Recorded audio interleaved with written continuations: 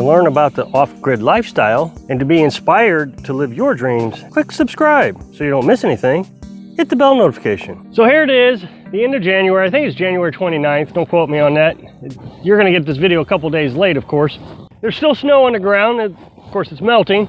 And Carolyn and I are already thinking about summertime. But before I get into today's video, I want to tell you, I really like for you to stick to the end of this video. I got some really important information I want to provide to you. But here, Carolyn and I have been staying in this camper, as you know, most of the winter, and we just now moved into our brand new, I don't know you're going to be able to see it, there it is, brand new tiny house that we've been building most of the fall and the early part of winter. In order to heat the camper, we were using what I had built here. I'm calling it an outdoor heat exchanger, and it worked okay. It got us through the roughest part of the winter. The problem is it just used so much firewood. If I had to do it again, I would modify it. Of course, it would cost a lot more money to modify it. But what I got here is I got an old Franklin wood stove. There's no seals on them. It's just a really inefficient wood stove. Is then you stack the bricks around this, so now there is a space, a void, all the way around except for the front that collects heat.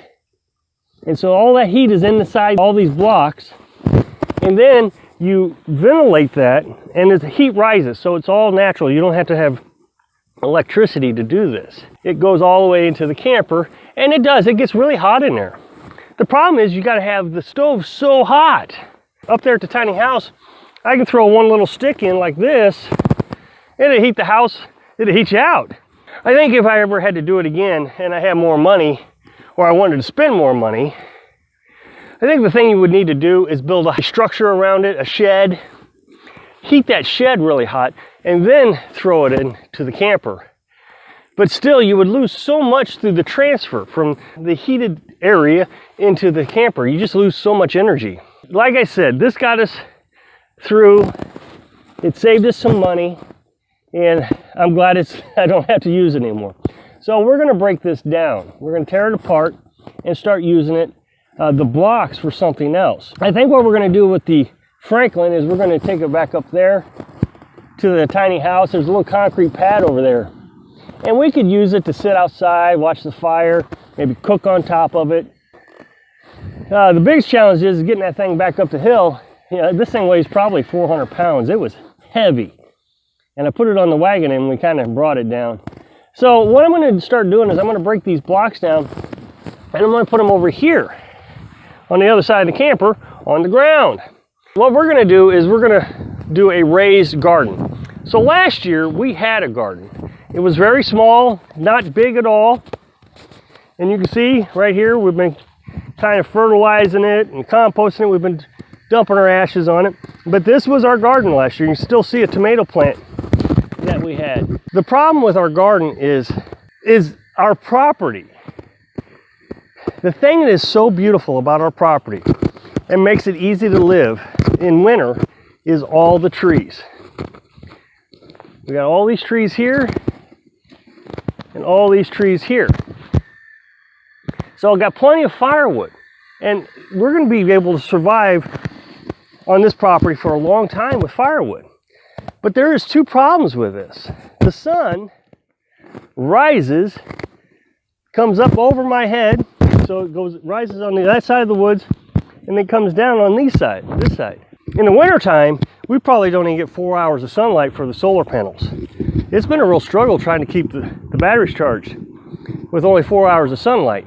You can already see that the shade is starting to come around. It's 11 o'clock now. We're just now getting full sun on the solar panels. And that'll last until about 2 o'clock, and then the sun goes down the other side. In the wintertime, it's a little better. And I move the solar panels around, try to catch the sun the best I can. But I'm not complaining. It's just one of the problems of being off-grid in the wooded area. Eventually, we'd like to get this side cleaned up a little bit better. It was kind of a plan for us to do it this winter, but we got so busy with the tiny house we couldn't do it.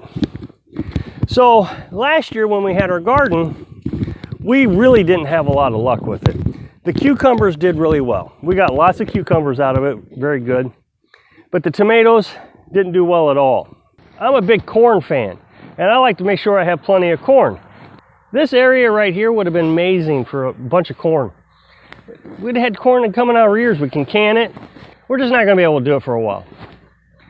But Carolyn still wants to do a raised flower bed or a garden.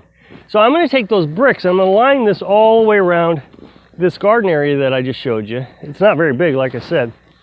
And we're going to get some dirt, and then we'll have a raised garden. The holes in the blocks, she's going to put dirt in also, and that way she can grow radishes and different things. I'm going to start working on that. It's not going to be a big project, but again, stay till the end. I really want to tell you about something.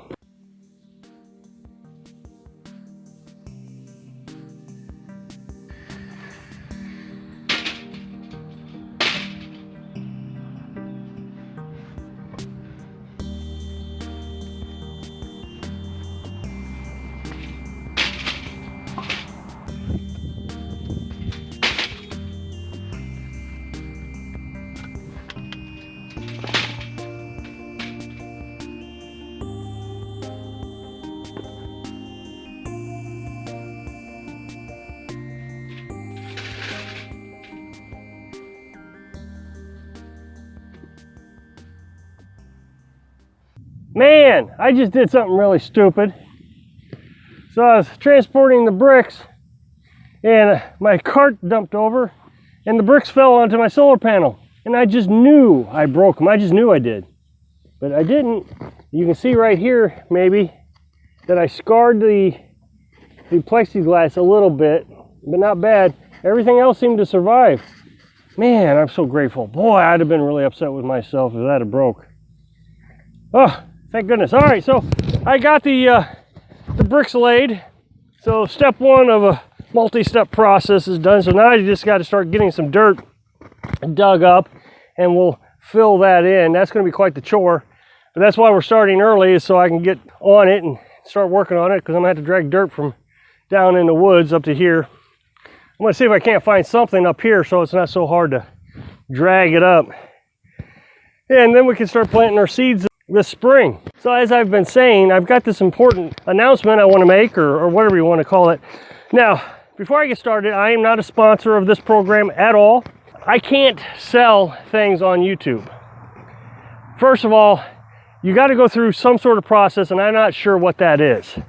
But secondly, my channel has been in trouble with YouTube for a very long time. I would say almost over a year and a half now. I've been in trouble. I got a bunch of death threats, about 50 of them one night. And so I reported all these threats to YouTube. Well, that same day, YouTube suspended me from doing live feeds. And since then, they also have been monitoring my comment section. And I would bet that they delete 50% of my comments every day. I have no control over it. And some of the comments are real benign. They're not harmful at all, yet YouTube wipes them out. One minute I'll see it, the next minute it's gone. As far as selling anything on YouTube, I'm really cautious about that. However, I had a subscriber, well, a son of a subscriber, contact me last night. His name's Zachary. Now, his mother has been following my adventure for years, apparently. He asked me if I would sponsor his product. What he wanted me to do was unbox. I'm going to put my glasses on so I can read this. So he said his mom started a business, an heirloom business, years ago, and now it's a third generation business. Heirloom seeds is what it is. They used to go to farmers market and different things to sell them at farmers market, but since the pandemic, he started a web page. His mom still works there, very active in the company, but I don't have mom's names. So I want to give a special shout out to mom. And so what he wanted me to do was he wanted to give me some seeds. Now, I'm not going to give you the prices of the seeds. And then he wanted me to put a link down in the description of my YouTube channel.